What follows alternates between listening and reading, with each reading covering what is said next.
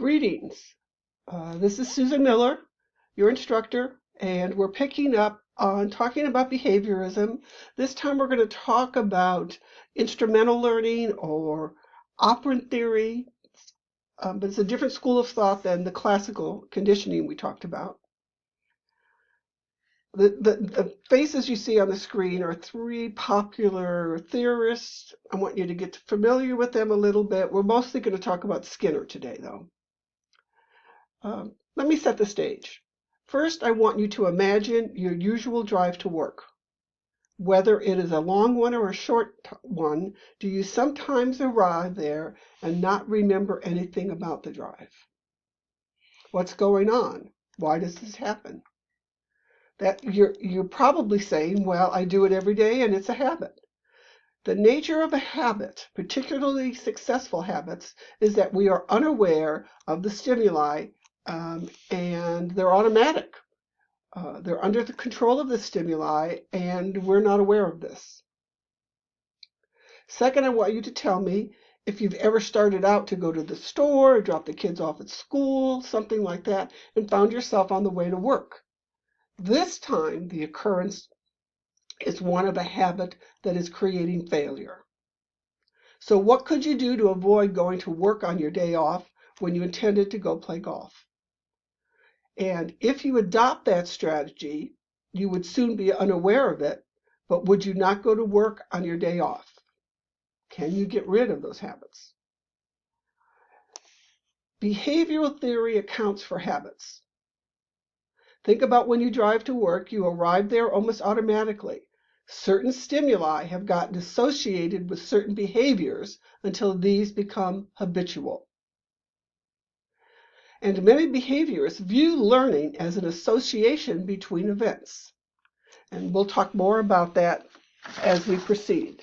On the left is a picture of Thorndike. We included him because he's an early educational psychologist, turn of the century, and he postulated that some important ideas that Skinner later adopted.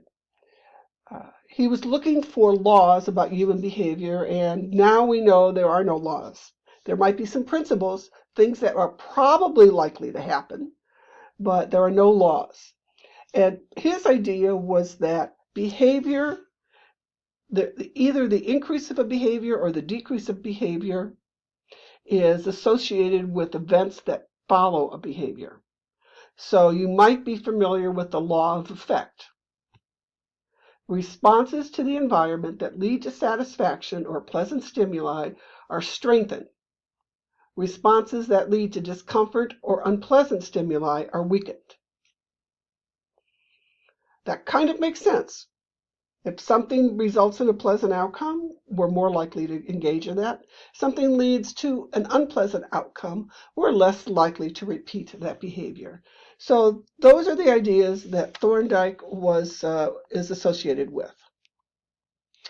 Watson was a very famous psychologist, again early in the century, a big proponent of behaviorism. He was almost like the Dr. Spock of the day. He did a lot of work with young children, and he was kind of famous for that reason. He published in magazines, etc., and gave a lot of advice. And his quote is a kind of a favorite one that everybody in behaviorism uses. Give me a dozen healthy infants, well-formed, and my own specified world to bring them up in, and I'll guarantee to make any one of them at random and train him to become any type of specialist I might select: doctor, lawyer, artist, merchant chief, and yes, even a beggar man and thief, regardless of his talents, penchants, tendencies, abilities, vocations, and race of his ancestors. I am going beyond my facts, and I admit it, but so have the advocates of the contrary, and they have been doing it for many thousands of years. Watson was overstating is the notion that our biology is not our destiny. Which had been a very popular idea up until this point. You can think of behaviorism as a theory well suited for America. It didn't matter who your parents are or in what circumstances you were born. Given the appropriate consequences, you can become anyone you want to be. And so that's kind of an idea that we associate with Watson. I am going to encourage you to, it's not on this particular segment with me, but somewhere on the website you're going to find a link to Watson's study with little Albert. Little Albert is a famous experiment, somewhat unfortunately done.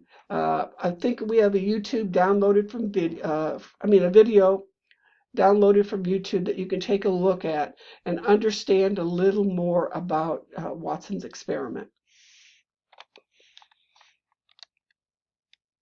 And finally, Skinner, B.F. Skinner. Skinner adopted the idea of behaviorism. He adopted some of the Thorndike's ideas, and he is well known for adapting behavioral theory for the schools. In general, behaviorism and instrumental behaviorism or conditioning is based on this notion that some kind of stimulus will lead to a response. And specifically, that the probability of this response occurring depends upon the consequence. You might see it discussed as a stimulus response consequence sequence or as an antecedent behavioral consequence sequence. It's a matter of terms, but it's the whole idea that the response to some stimulus depends on the consequence. I like to talk about this in terms of our course. If you see the textbook for this course sitting on your coffee table and you pick it up and your response is something like, "Oh, wow, isn't this exciting? I can't wait to read." I'm sorry, let me start this again. I'm sorry. If you see the textbook on the coffee table, that's the stimulus. Your response is you pick it up to read.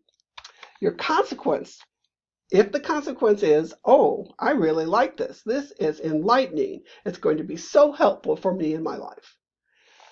It's likely that the next time you see the textbook on your coffee table, your response will be to pick it up and read it, and you will hopefully have another positive consequence. Soon you will be seeing your textbook and automatically beginning to pick it up and read it. This is what I hope happens to you this semester. Now, in terms of consequences, there are two possibilities that can occur when you pick up the textbook and begin to read it. You could have a positive outcome. You enjoy it. It's good. You get A's on your exams. You're really hooked on this. What we call that consequence is a reinforcer or a reinforcement. It's a situation in which you're likely to increase the probability of engaging in the behavior of reading your textbook. If you don't like it, if you find this absolutely an awful experience, and I suggest if that's how you really feel, you probably need to think about your future occupation a little bit differently. If you perceive it as punishment, you're less likely to read your textbook. And so those are the two big ideas. The consequence can be positive, or the consequence can be an unpleasant one. So, and I apologize for using the word positive because it's going to get confusing. Here's a table I use a lot. And I'd like you to kind of learn how this is laid out. And as you test yourself, as you do assignments, I want you to learn to think in these ways. I think this table will help. When there is a stimulus or some object out there or something going on, the consequences that are presented can either increase the probability of your behavior or decrease the probability of your behavior. Anything that increases the likelihood that you will repeat that behavior is called a reinforcement. Let me say that. What is a reinforcement? A reinforcement or a reinforcer is anything that occurs as a consequence to your behavior that increases the likelihood that behavior will occur again. Forget the word positive and negative reinforcement. If you hear the word reinforcement, what's going on here is that the behavior is increasing. Now, there are two ways we can make things pleasant, the consequences pleasant. One, you can be presented or given something pleasant. You study for the exam and you get an A. That's a very pleasant experience. Also, you need to consider that pleasant experiences can occur by the removal of something unpleasant. I can't think of something with regard to reading your textbook, but there are a lot of situations where you might hear a parent say, you've done all your chores all this week, you don't have to worry about mowing the lawn. And if you think mowing the lawn is unpleasant, that removal of that negative situation has acted as a reinforcer. Again, the removal of an unpleasant situation acts as a reinforcer. It means it increases the behavior. I'm going to let that sink in a minute. So both of these are reinforcers. Positive reinforcer, you're given something pleasant. A negative reinforcer means that something unpleasant has been taken away from you. Both of those things are good. They're pleasant experiences. They're consequences that are likely to increase the behavior. On the other hand, you can be presented with something unpleasant, and if that happens, you're likely to decrease your responses to that stimuli. And on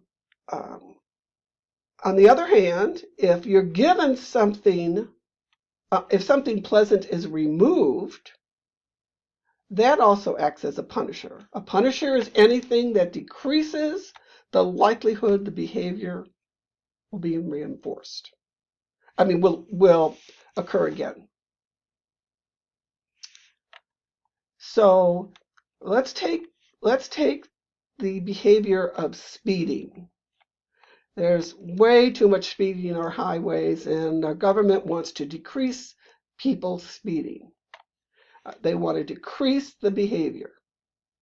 One thing that happens, and this is people are given tickets. They are presented with something unpleasant, which is a ticket. This is also a double whammy because what is removed in the course of this event is something pleasant is taken away, which is your money. Your money is taken away. So again, decreasing a behavior is the consequence is called a punishment. It's getting something unpleasant or taking away something pleasant. There is an interactive activity associated with this lesson where you can do some practice with distinguishing between reinforcement and punishment, and positive reinforcement, negative reinforcement, and punishment 1 and punishment 2, sometimes called presentation punishment or removal punishment. The words differ in terms of punishment. With reinforcement, it's almost always positive reinforcement, negative reinforcement. So I'm going to stop right now, let you do that activity, and we're going to transition into the next segment.